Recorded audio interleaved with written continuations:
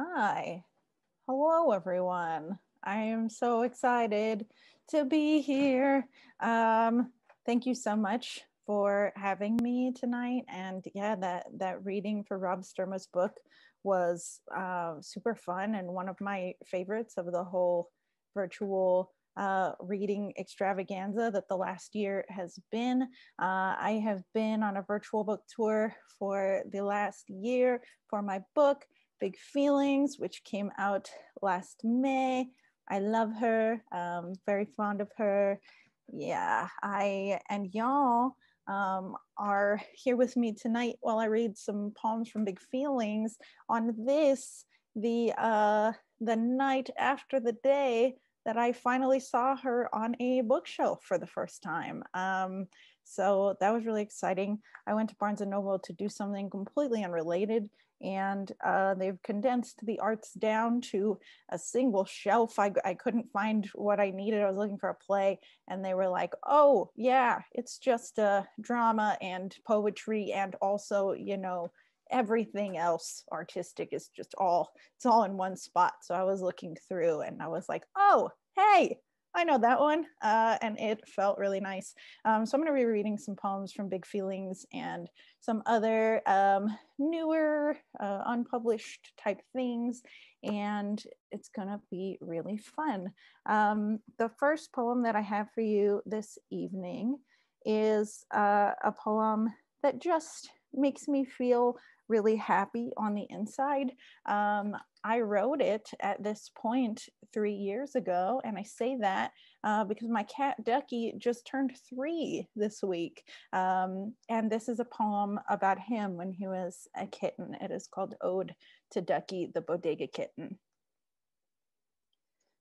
To paws dipped in milk like forever socks, like miniature whiskers, freckled mouth with baby dinosaur teeth. I only got out of bed today to watch him snatch a ribbon, to Google whether or not it was okay to feed him pepperoni. I have not slept. Nights full of manyness and missing the boy and loneliness and unbeing. I children's Benadrylled my wine. Did the sad drinking thing they tell you not to do. I have never been maternal, not even to myself. Tonight, he paws and kneads his way onto my bosom. Nah, fuck that. My titty shelf tucks his soft monster head into décolletage and kitties himself into dreaming, his toy drum heart beating, telling me stories of how he survived this big trash city, whispering, look at how we made it here together, reminding me that feeling small only means that I am so, so alive. That's Ode to Ducky, the Bodega Kitten. This next poem that I'm going to read is a favorite of mine. And I was talking recently with my boyfriend about, have you ever heard of this thing at baby showers where women, they play this game where they eat out of a diaper? And it's like all the food looks like baby poop. It's so strange and upsetting, and it makes me very upset. And I was upset about something the other day, and I was like, man, I wish that I could be like boring. I wish that I could just be like a basic. I wish that I could be like normal or whatever sometimes, that I could get excited about like my fucking tax return or something, and have that be the highlight of my year. And he looked at me and he was like, you just wish you could eat out of a diaper like everybody else. I was like, yeah, exactly. You get it. So on that note, this poem is called Brenda, and it's about women who like to eat out of diapers. I just hate it when people like mispronounce my name. Okay, it's like really not that hard. My name is Brenda. Upper West Side Brenda, Nob Hill Brenda, Clarksville Brenda. Hi, my name is Brenda. I only live in neighborhoods where I can get a scalp massage immediately after hot yoga. My Fiat needs an oil change, so my husband Brad said I should just like, get a new one. Then I'll have like 3. I'm an Amazon Prime member, so I get my $4 blueberries from Whole Foods for for my daily kale smoothie. Call me Keto Diet Brenda, Lululemon Brenda, shitting all my water weight Brenda. I hate all those accessible bikes and scooters because like anyone can use them. It just like makes the neighborhood like so urban. I only like Cardi B when she sings about like feminism and like being a woman, and you know, when it's like comfortable for me. But I mean, I sing I like it at the wine bar with my girls. Oh, it's just so hard to roll my R's, or like lift a finger, or like see a world beyond the Tiffany tennis bracelet on my wrist. The Mexican coffee shop down the street used to be like so dirty, but like it's a Starbucks now, so who cares? I always get a vintage gentrification or a grande neighborhood restoration with soy almond Republican tendencies and like passive aggressive white supremacy. Keeps me from getting bloated. Also, I live for rosé, like yes, rosé all day. Sometimes my drink of choice is a vodka soda. My drink of choice is white feminism. My drink of choice is affirming myself as a standard so that every other girl on the planet knows that she's just a supporting character in the world of Brenda. Every guy who's ever seen me like wants to be with me, and like how can I blame them? I am like painstakingly manic pixie perfect. Have you seen my $90 haircut, my $90 manicure, my $90 lack of a soul? Just want you to Real Housewife me, marry me until we separate, until we are like nuclear family, until we are like the measure of like heteronormative Caucasian perfection. I never asked to be like special or like different or like interesting. I just want everyone to stop calling everything I do cultural appropriation. Like everyone knows I created the world, okay? Like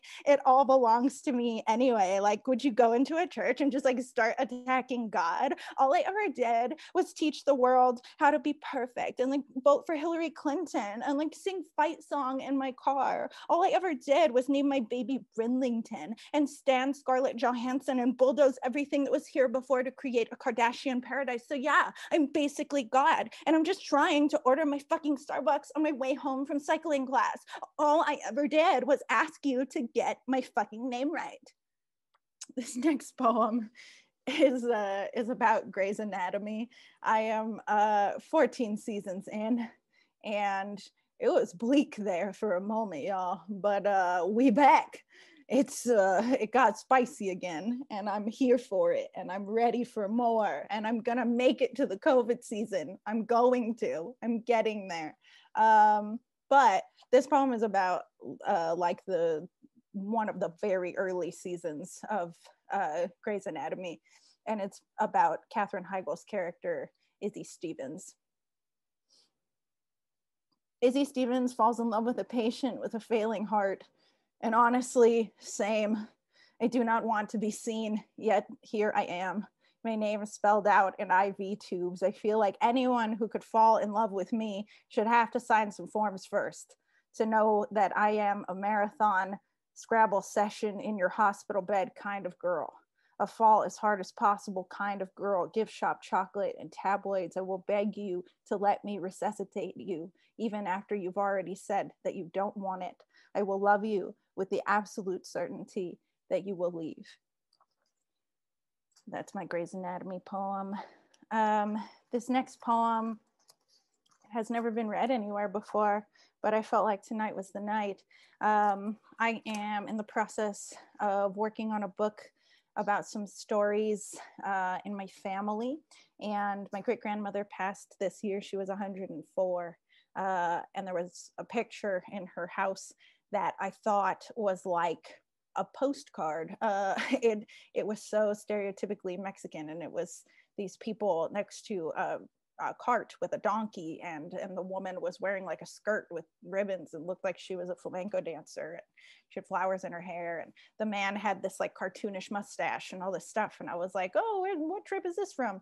And they're my family. That was a photo. And somebody was like, oh yeah, that's Uncle Pancho and Auntie Lola. Like I should just know that, like, you know, like they were at Christmas, and I just missed them. But we just call everyone aunt and uncle, and I asked about it, and content warning for suicide. In the early 1900s, my Auntie Lola killed herself, and I thought that that was a really interesting thing that I hadn't known up until this point.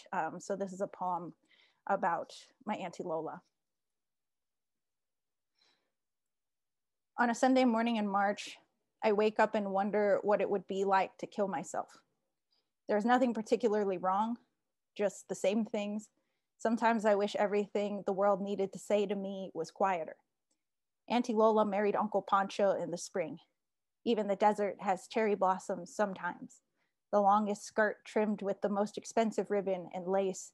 Enough food for the whole town to have seconds and thirds. I only have this picture to prove that there was at least one day they were actually happy. People say I post on Instagram too much. I want them to fuck off. I have to log my joy so I know that it's there. I don't know what will happen to me if I stop. Acknowledging it, pointing it out, trying to smile. Pancho and Lola bought a bar. She'd sing there sometimes, canary amarillo, derelict, dainty, tongue full of lyric trill. Funny how hurt puts us at a microphone sometimes, saying, look how much I can hold without bursting to pieces. Open heart surgeon nobody asked for, and we know how much must be wrong with us to get up there and say what we say, the hope that if we say it loud enough, a lot of people will hear, so someone will be there to stop us when things get too bad. Pocket knife bad, take my lighter away bad. Auntie Lola killed herself in the spring. We are more than 100 years apart. I wish I could tell her that sometimes I too feel sacred kinship with the metallic of the barrel, my sweating temple wanting someone else to look pretty and sing songs for me. Instead, I am sad she passed down this howling grief, an inheritance of tears in a full well-water bucket. And the Catholic Church has so many altars to sorrow. Why is it different when I build my own? A taut depression interpreted in this new mangled language. I think of her when I lay awake at night, wondering if I will ever find a lover who will not hurt me.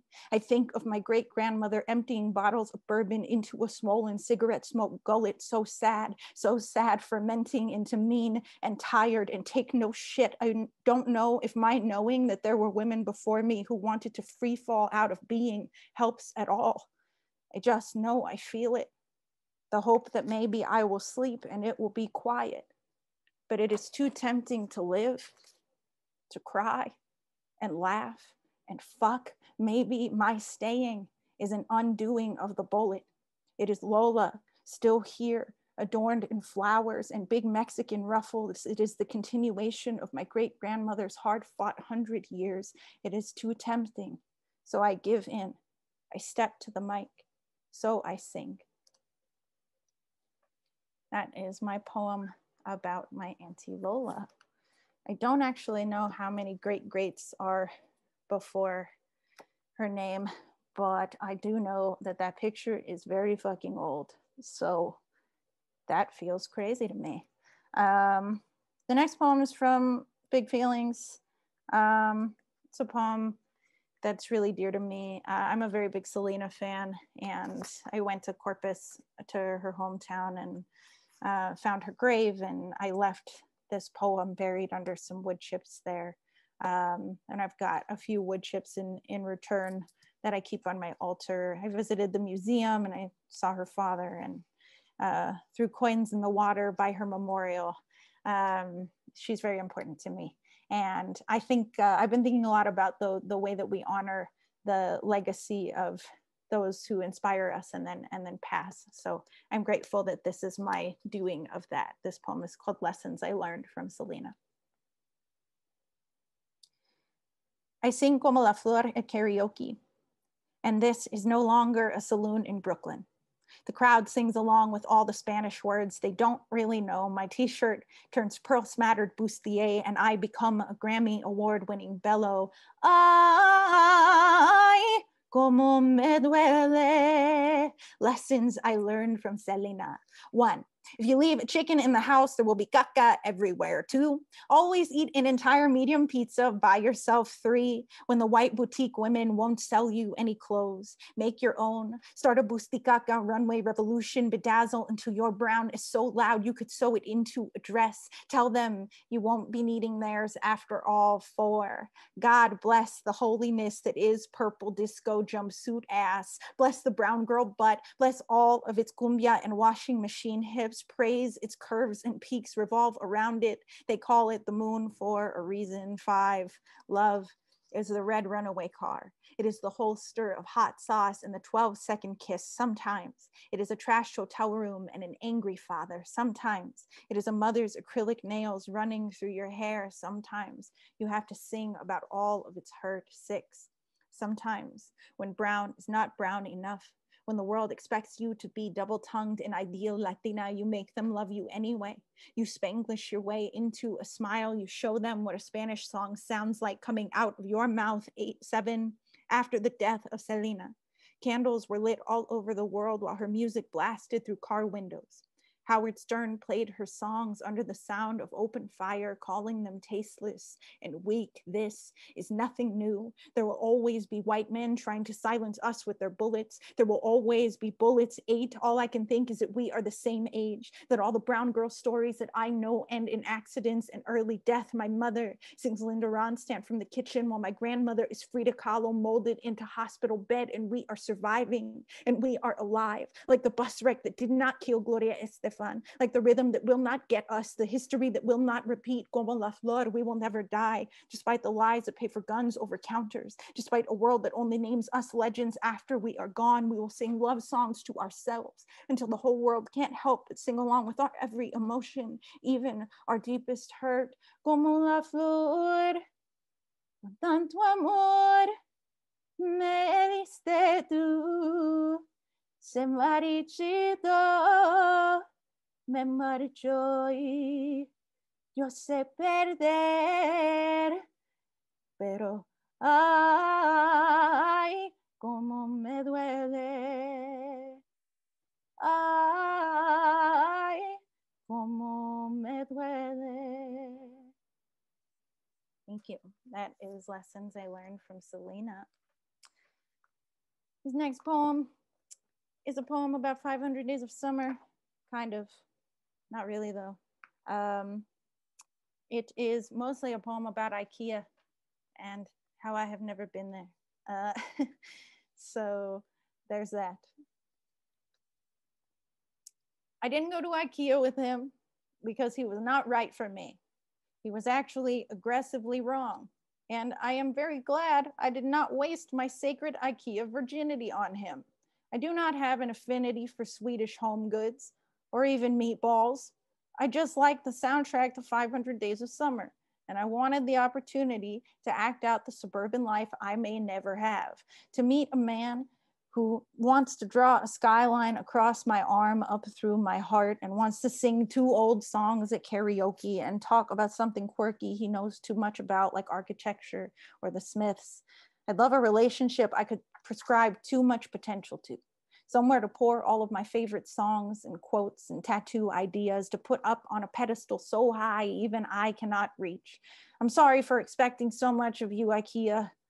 I'm kind of manic pixie dream girling you here, expecting you to make me better, to provide some kind of endless love-filled thing I'm not even sure exists, to do it all simply because I showed up and did nothing else resembling any kind of work on myself or my life. And circling back to 500 Days of Summer, I keep thinking about the problematic Mexican obsession with Morrissey and the Smiths and how we're always immersing ourselves in the things that are active assimilation and only exist to bathe us in hypocritical hurt. And circling back to doing work on myself, I think there's a lot I need to do before I even deserve to go to IKEA, or that honestly, I need to go there alone first, just to have the reassurance that I can. It's okay to listen to sad music and watch sad movies and mope through a cross-stitch suffering and suffering and suffering, but only as long as I remember that sadness, this sadness, is only mine. And so is the joy that will follow. So are the greeting cards I will give to myself in the 2-person sized order of takeout I will eat alone. There is a fully made IKEA bed waiting for me, just me. And the pillows are the exact right firmness and the sheets are soft. And the minute I lay completely, I fall asleep without the slightest unsettling thought. I dream. I drool a little too much. Someone wakes me up gently. It is a beautiful man. And as I move to kiss him, he pushes my shoulders abruptly and says, "Ma'am, you can't sleep in this IKEA. And you also can't kiss me. I'm married." And I go home to my cheaper, less comfortable bed and the life that I have built that is mine. All mine.